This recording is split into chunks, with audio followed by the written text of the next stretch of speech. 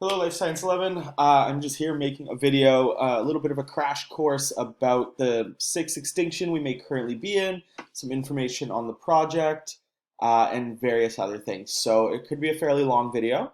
So just look to the times of where to jump around if you're looking for a specific part. Part one is the crash course, so some information about the sixth extinction.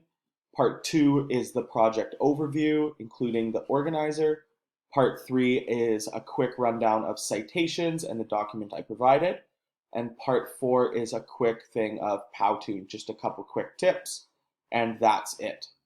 So firstly, I will jump into a little crash course of the sixth extinction. You'll notice in general files, species decline project, there's a bunch of documents. Summer extinction notes is this document here. So there's a video at the top. So if you go to that, that's an absolute must. I think it does a really great job of just showing you approximately where we're at. And the PowerPoint I'm going to go over is at this link if you wish to review it again. Please watch the capitalization.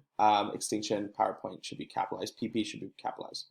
Okay, so let's jump into the crash course. I'll make this as quick as possible, but we're not going to be going through it in class. So mass extinction. When we tend to think of mass extinction, we like to think of, the dinosaurs and everything going on in the past. But that's not necessarily true. There have been more mass extinctions besides this one, and a lot of scientists think we currently are in a sixth one. So it's really important to know that these extinctions necessarily are not in the past. And the noun for extinction is the state or process of a species, family, or larger group becoming extinct, which means no longer in existence. So that line has died out. Once again, now would be a great time to watch that video linked. There's the link up here too if you look at the PowerPoint. Excellent video. Have to watch it. It's a must watch for sure.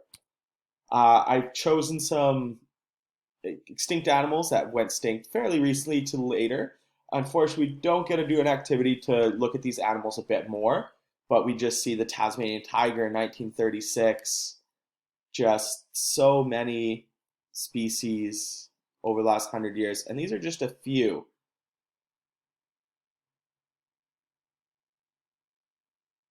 Golden toad is very, very important because it's the first animal that's extinction has been described due to a change in climate, and that was in 1988. The great auk was an interesting one because they lived off our coast, off eastern Canada, and in between the British Isles. And basically, they competed with fishermen so much, and fishermen hated them. So fishermen would always kill them. And actually, penguins get their name from the scientific name of the great auk. So their scientific genus is Pingus. And when people first saw penguins, they thought they looked like that, and so they actually named it after that. But they had quite a rough end. Their final nesting place was completely raided and destroyed by fishermen. They were all killed and all of their nests and eggs stomped. So humans very directly hurting them. We see just so many more. The California grizzly bear on the California state flag is extinct. It does not exist anymore, which is pretty interesting.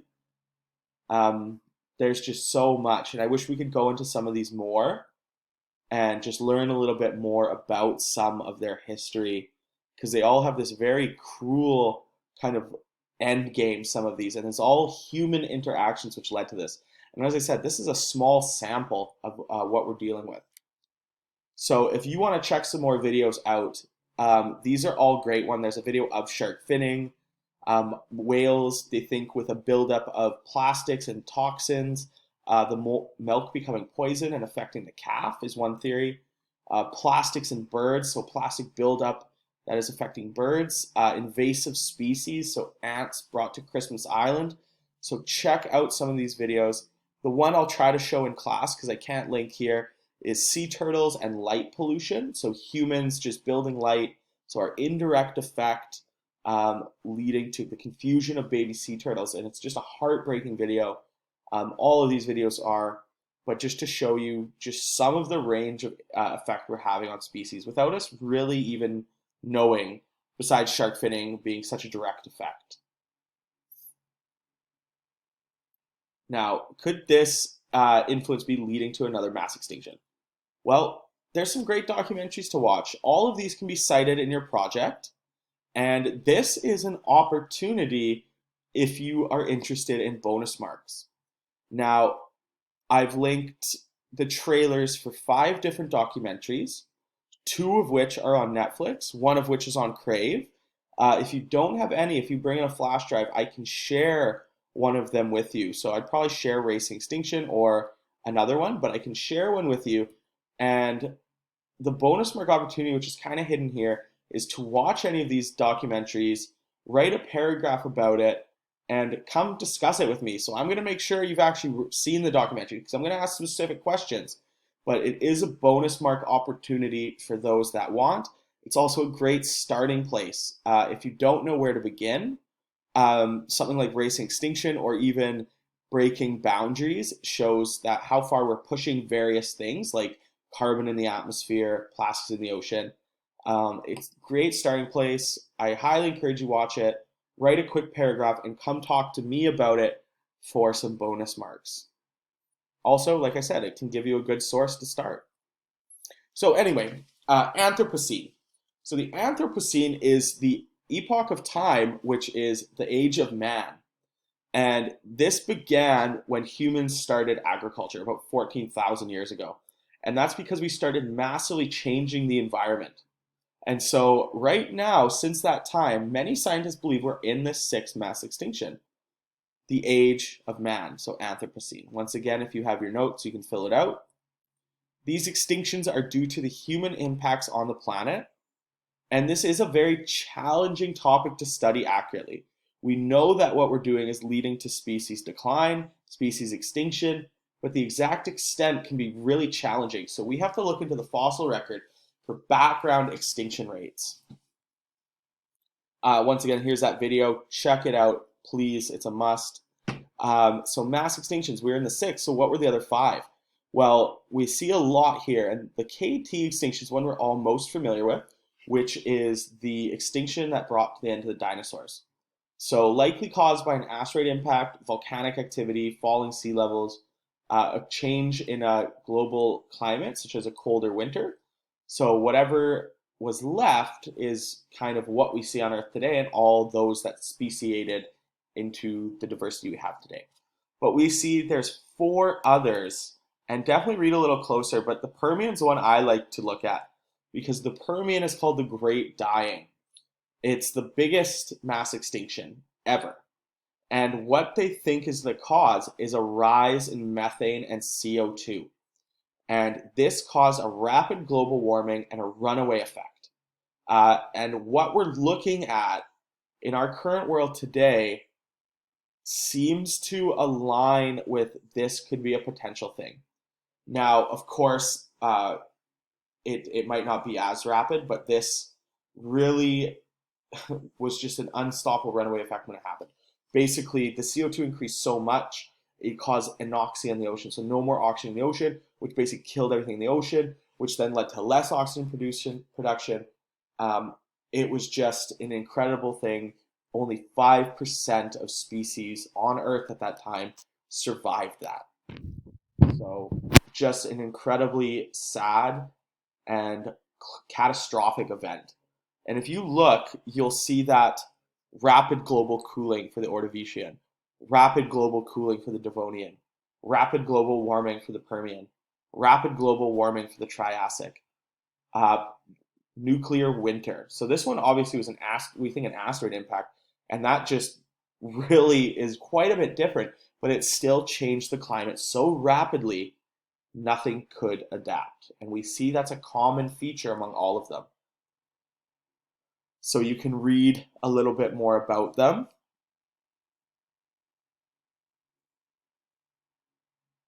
So they all have one thing in common, and that's a rapid, widespread environmental change which animals could not adapt to. Atmospheric changes, temperature increases and decrease, and that's what they all have in common, even before humans were here.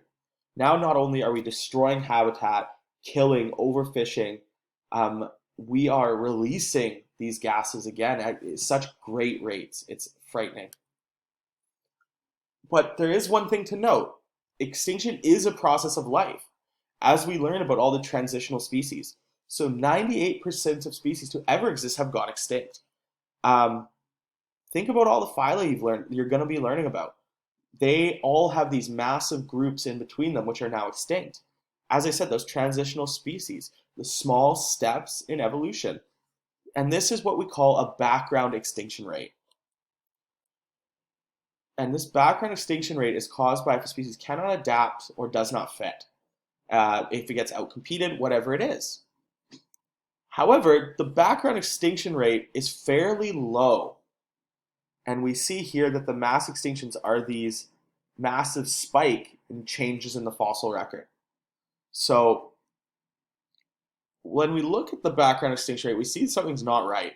So looking at mammals, we've calculated the average background extinction rate to approximately one mammal species going extinct every 700 years, or 0.0014 species lost a year. In the past 500 years alone, we're losing 1,000 species every 700 years, with an average of 1.42 species lost a year. This is the source I got this from.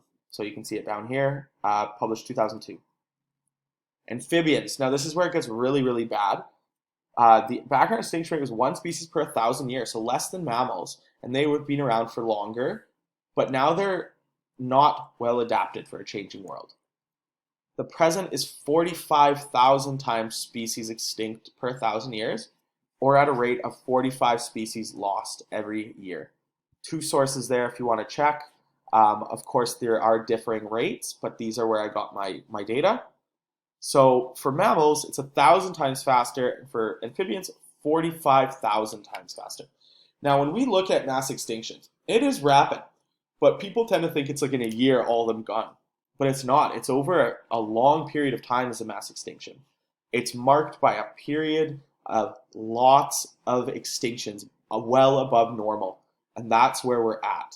So it isn't just a year gone, like all the species are gone, and we live with it.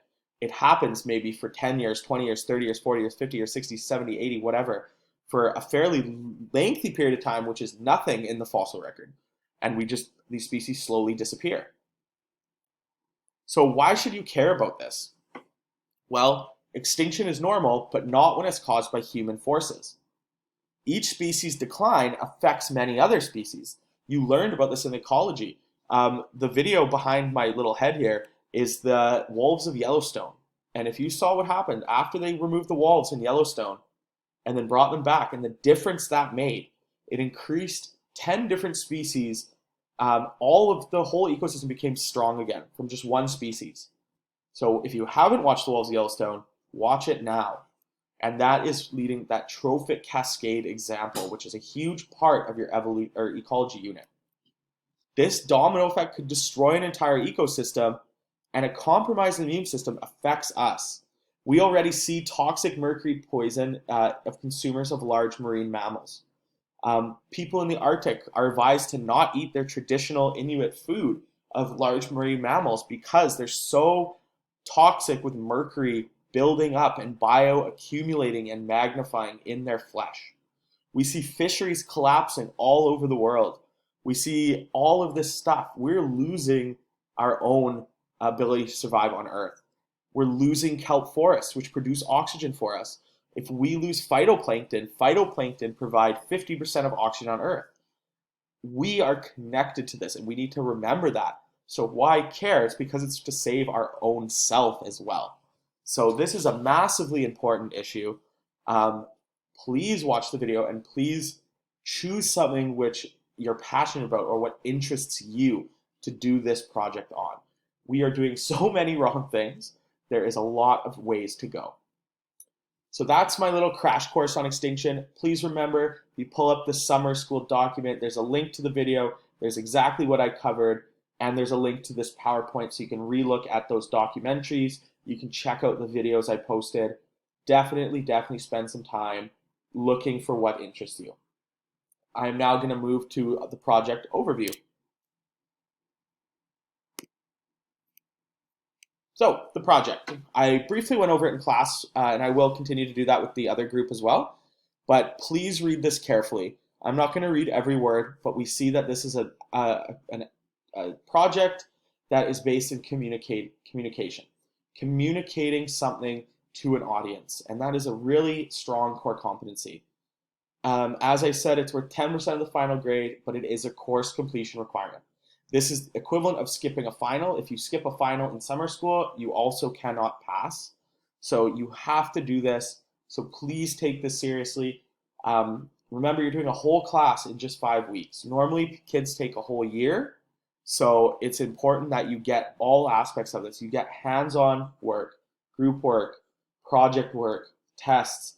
It's really important you can demonstrate your learning in a variety of ways, and that gives people who maybe aren't so good at certain things an opportunity as well.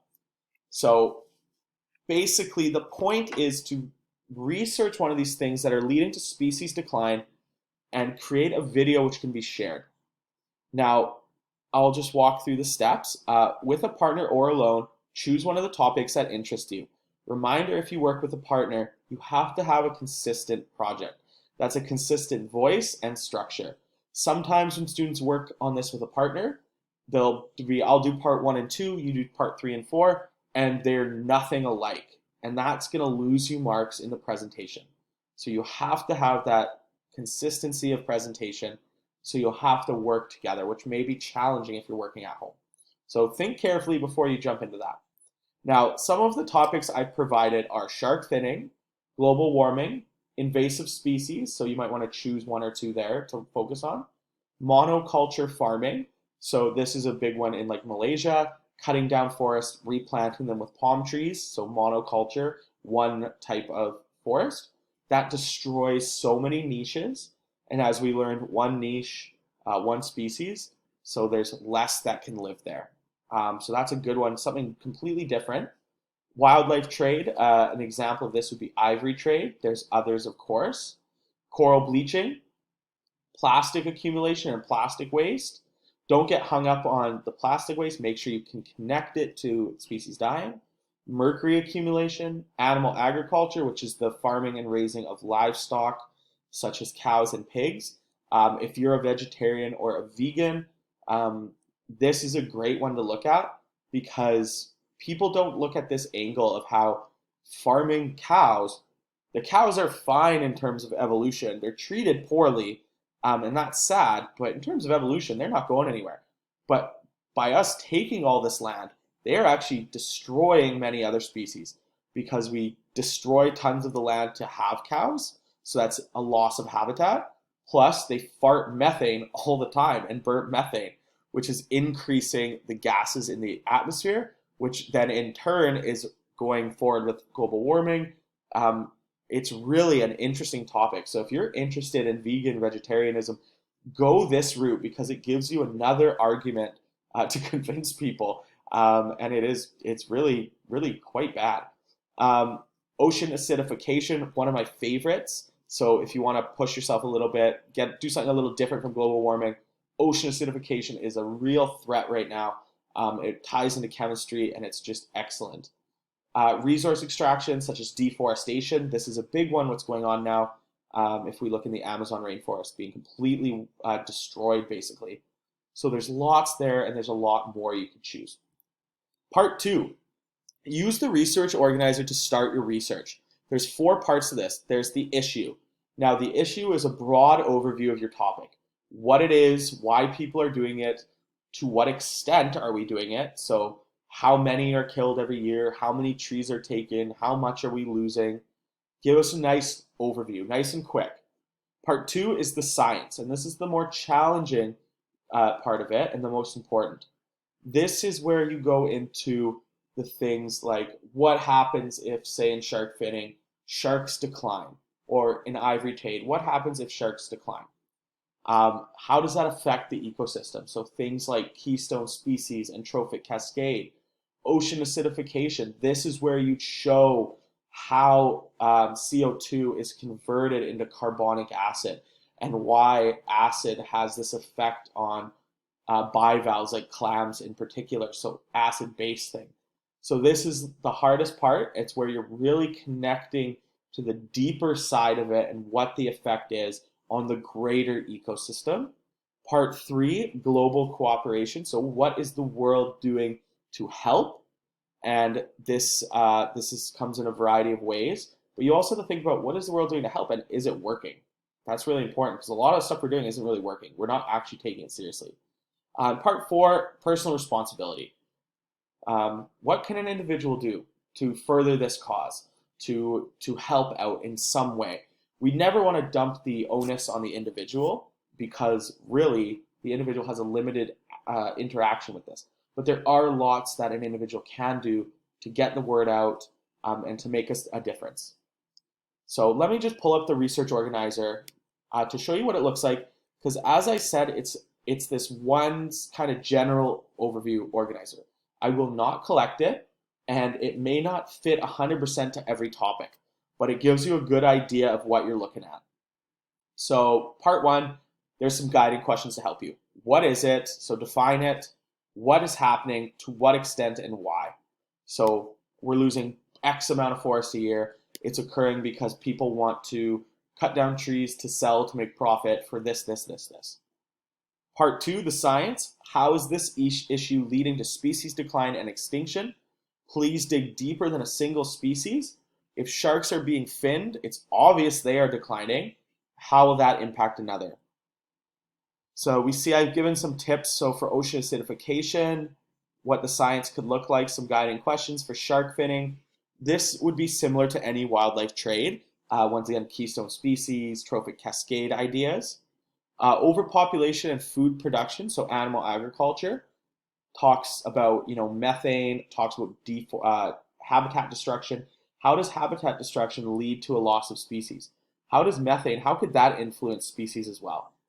Invasive species, this is where you're going to look at competition. Remember we talked about bringing an invasive species in notes 2-3 and how they can outcompete or become a new predator on species, displacing many native species. So you're looking to connect to something you've learned in Unit 2 or 7. There's lots to work with there. So dig deep. I would also suggest, I said, choose one reliable statistic. So try to find a nice graph or a chart that shows kind of what you're dealing with and put it in your video and talk about it. So don't just put up a picture and let it sit there. What am I looking at? So definitely a statistic is a great job for this one. Global cooperation. I threw an example from the documentary Racing Extinction. So we're looking at large scale things. So this one was for manta rays being killed. It is the inclusion of manta rays into CITES in 2013. So you just want to say what that is. So CITES is the Convention of International Trade of Endangered Species. Manta ray parts are now illegal to purchase and sell. What are the goals of CITES? Provide more challenges and problems for hunters so we can track parts. So now that it's illegal, it's more difficult. You have to do it illegally. And has it helped? It allowed more shark and ray species to be included, more awareness, but it's still happening. So I even threw a graph up here showing it has declined, but it is still happening. So it's making some steps, but it's not perfect. So your job is to find 2 of those, look big picture, such as government things, CITES, anything like that. There's tons out there. I said with ivory trade, dyeing the tusks pink, flooding the market with fake ivory so you can't tell, so you drive down the value. There's so much there, and you need about 2 of them. And then personal responsibility, 3 quick ideas. Idea 1, so animal agriculture, meatless Monday. It's hard to get everyone on board with not eating meat. It's impossible for some countries. When I look at countries like Mongolia, they don't have a lot of arable land. So how can we help meatless Mondays in countries that can? One day of the week, people go meatless, for example. Lots there to work with, and that's all the information you need. So as I said, it may not fit the side questions exactly, but it gives you a good overview on 4 statements for the first part. You got about 5 for the science with some statistics to help you explain. You got 2 big ideas here of what the world's doing right now. 3 small things for personal responsibility. So use this template to help you. It's incredibly useful, even though I'm not going to collect it. So going back to the assignment, you must find one peer-reviewed scientific article about your topic, and you must have at least 5 sources. Now, I am asking for MLA or APA format. Now, this is something everyone should be familiar with. If you're not, come to me and I can give you a bigger crash course. At the end of this video or towards the end of the video, I'm going to do a quick rundown on how to use the templates I provided with something called Citation Machine. So these resources can be incredibly helpful, but you can't rely on them 100%. But definitely need 5 and 1 peer-reviewed scientific article. Using something like Google Scholar, Google Scholar is a great way to find these articles. So if I were just to pull up something like Google Scholar really quick, it just allows us to search for peer-reviewed journal articles, so scientific papers. If I just type in, my keyword, shark finning, we see a ton here. These are scientific papers. Get at least one. They can be very challenging to read, but they're where you're going to get the strongest information. So we see just tons and tons and tons. Have to find one of those really strong first primary sources. And then once you have your research, you want to create a piece of digital media or Powtoon. Now, I just suggest Powtoon if you don't know how to make your own videos, which is very fair. I'm not here to teach you that, unfortunately, but Powtoon is something I can quickly give an overview and everyone can learn.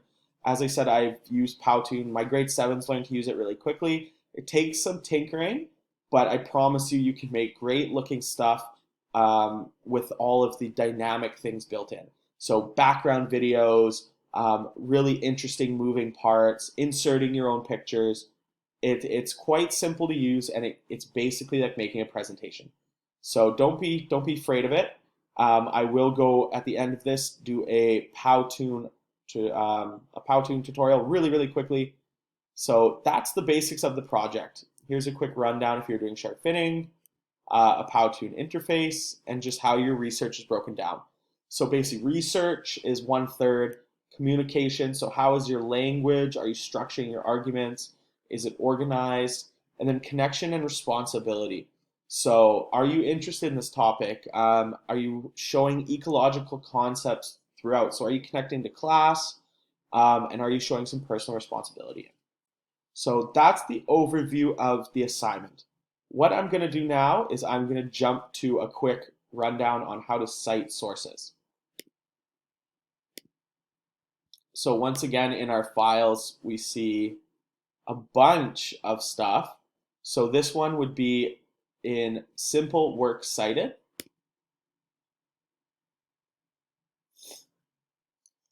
Here's the templates for how to cite an MLA.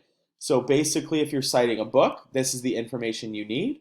A website here, videos, so from like YouTube, and this is of course journal articles, which are scientific papers. Now, you want to be able to look at these templates and know if something's missing, because we can simplify our work by looking and using some tools that will make a citation for us. However, there's mistakes that can be made when you use these tools. So this is a huge resource, because when we use this, we want to look, is anything missing? And if it is, try to find that missing piece. So I'm going to quickly show you one by using Citation Machine. So I pulled up this document. It's called Shark Finning, Why the Ocean's Most Barbaric Practice Continues to Boom. It's going to be one of my sources from The Guardian. I'm going to copy it, and I'm going to pull up my citationmachine.net. Now, I have to think about, what am I citing? Is it a scientific journal? So my first, my Google Scholar document? Nope. Is it a book? Nope. It's a website, just a regular website. So I click on that, and I'm gonna paste my URL in. Now it's gonna pop up, oh, is this the one you're looking for? It is, so I'm gonna cite it. and it says it's found all this, look okay. Sure, I'm going to continue. Now it says finalizing web details. So I want to make sure nothing's missing. So if I pull up my template for websites, it says I typically need an author, a title of page, a title of website, and a publisher if it's different. Now with websites, typically the website is the publisher, so you don't need to double up here. And I need a date and a URL. Not every website will have an author. If you're looking at like the Government of Canada website, the author's the Government of Canada. If you're looking at the National Oceanic Association of America, NOAA, that doesn't usually have an author because it's a constantly rotating staff and it's a government body. However, I do want to check because it's saying it has no author. Now, that doesn't seem right because it's a Guardian article. So when I pull it up, I see right here, boom, this is the writer, Matthew Keegan. So we see how these tools can be incomplete. So I'm going to add that in manually. Author's first name is Matthew Keegan. I have my website and publisher. I got my URL. I got my publishing date. So I got yes, yes, yes, yes, yes, and it'll put the URL in. Absolutely. See, now it's complete. So we have to be careful about that. Now it's going to create my citation for me, which is perfect. I know everything's there and it's done for me. So it's really not that hard. You do just want to make sure nothing's missing, and that's where it gets challenging. But pull up your template, use the tools for you, and you'll be a-okay. Now we do want to make sure we're consistent.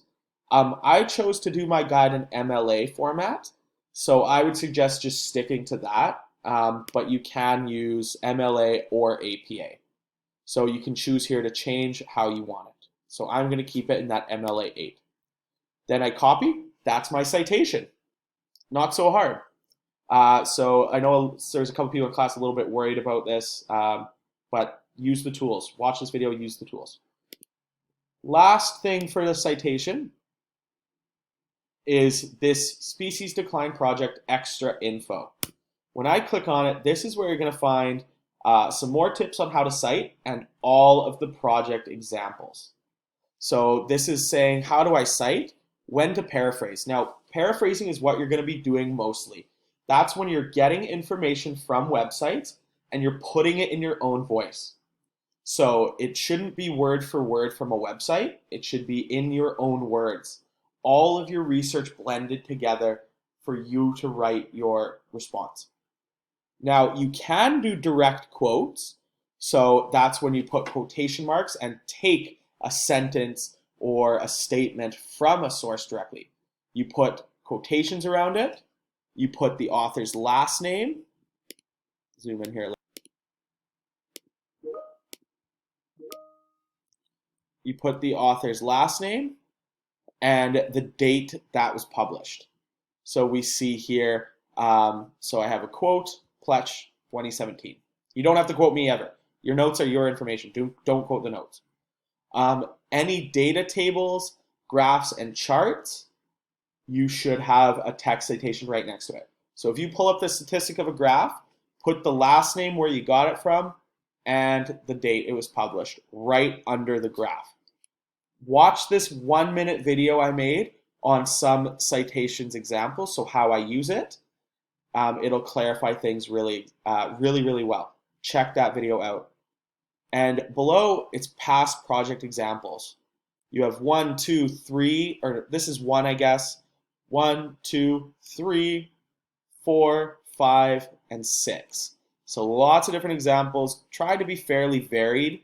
So we got some shark finning, animal agriculture, salmon farming, which is an interesting one, wildlife trade with snow leopards, and resource extraction, so deforestation. So check those out as well. Now, we're moving on to the final part of this video, a very quick overview of Powtoon. So, Powtoon is, as I said, a free software that allows you to make a really simple video. Now, when you sign up, you'll get, I think, 3 days of Pro Plus free. Unless you plan to finish this video in 3 days and export it, do not use anything that says Pro or Pro Plus. Otherwise, it'll make you pay if you're outside of your free trial. And if you don't pay, it just removes everything from your video. So I suggest sticking to the free stuff.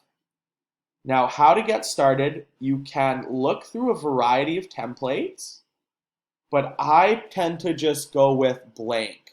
So when you sign in, I would suggest just choosing blank. And it's going to give you some examples. You don't want it for Facebook or Instagram, I assume. So choose horizontal.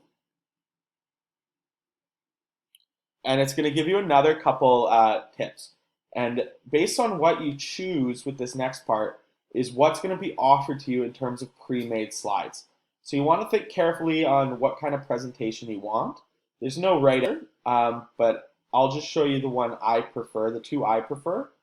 But of course, you can use any, and you'll see there's a variety of ones used by students. So your look. There's something called Modern Edge, Whiteboard, Cartoon, and hopefully the pictures load in soon, Infographic, and Reel. So let's just wait a minute for these to load in. It's oh so slow. Here we go. So it says we see some of the examples it's going to be given here. So Reel, they say it's for social media and presentations. Infographic, is a lot of data and displaying data. So these are my two favorite. There's a cartoon one, which may seem like it doesn't fit, but of course it does. You can, of course, make it work. Whiteboard one, you'll see some of the project examples use this. You basically have someone that you can make talking through your whole thing or drawing on the whiteboard. And Modern Edge. So I'm going to go with Reel. I just think it looks the best. So that gives me a bunch of things I can work with. So on this side, you have all your slides. So I'm just going to make a first scene. We see all this stuff on the side, like inserting shapes, inserting images, inserting videos, and sound. So definitely have sound. You can choose any song that's there. There's a ton of free ones. You can insert your own videos, or they have video sections that are fantastic. So it gives you some dynamic moving things. Of course, images, you can upload your own image. So save images, bring in your own images if you're showing shark finning, if you're showing anything. Images are powerful. You can insert your own text box. You can insert your own background. But we also have scenes. Now, scenes are a great way to get started or have something that's made for you and you just put in your name or put in what you want. There's image grids if you want to upload pictures, but I'm going to do an introduction. So I'm going to click the intros, and I'm just going to find a nice, simple one that I like. I'm going to go with, I know it's such a hard choice. Oh my God, sorry, I'll hurry. I'll go with this one. So it's not a Pro or a Pro Plus. And the great thing is you see down here on the timeline, it's already organized for me when things pop in. So I might add my text here. So species, decline, and I'm going to say my project's on deforestation. Insert logo. So of course I can click and swap a different shape or a different picture in. You can put an image frame in, so you can click and have a photo on there. But I'm going to leave that for now. So I'm going to leave my introduction just so it's nice and simple. And then I'm going to add a blank slide. Once again, I can use my pre-made slides if I choose to. And why don't I do that? Actually, I'm going to have a video background. That's what I'm going to do. I'm going to choose nature. So I want like a nice forest or something. Let's see what I got. A lot of them are pro, but you'll see lots that don't. Actually, this one looks really good. It's kind of farmland deforestation is caused by farmlands. So I'm going to put that video in. I'm going to drag it to fit the whole screen. Sometimes that fits automatically, and sometimes it doesn't. And now I want to put some text in. So if I add a text, ooh, I'm gonna add a video title because that's gonna make mine look a lot nicer. So let's see this one. This one I think will look really, really nice. I'm gonna make it a bit bigger. And we see on my timeline, my video pops in later than the slide. So I want to drag this to the beginning, if I can. Well, we'll see with that later.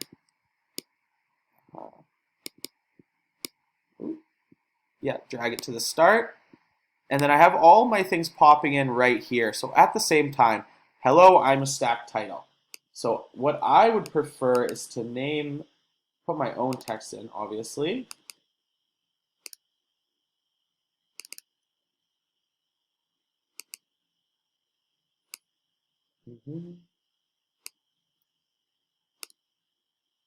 So by clicking individually, I can say part 1. I don't think I need this block, so I'm going to delete that. And then I'm going to say,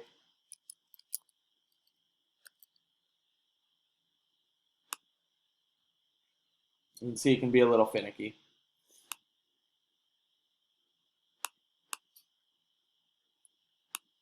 So I want to, part 1, the issue. I want that to fit. And I'm just going to add a little something under here. We'll click on this. There we go.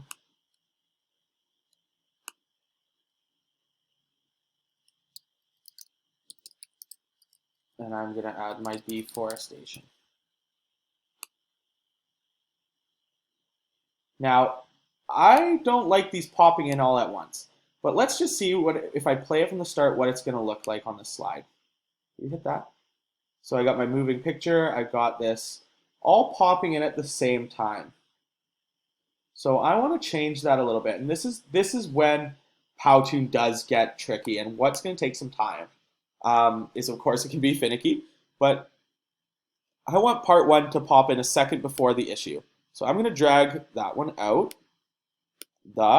so I've only selected the.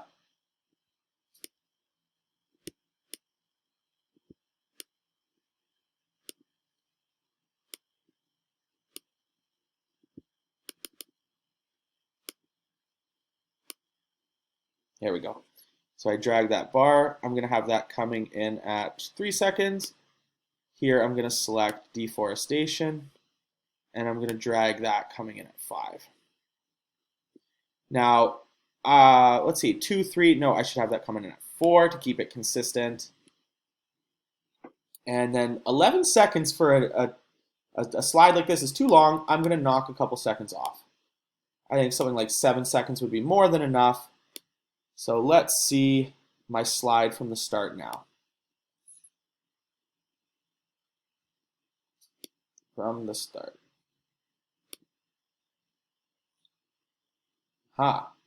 So my deforestation's at the front, so I can just troubleshoot that.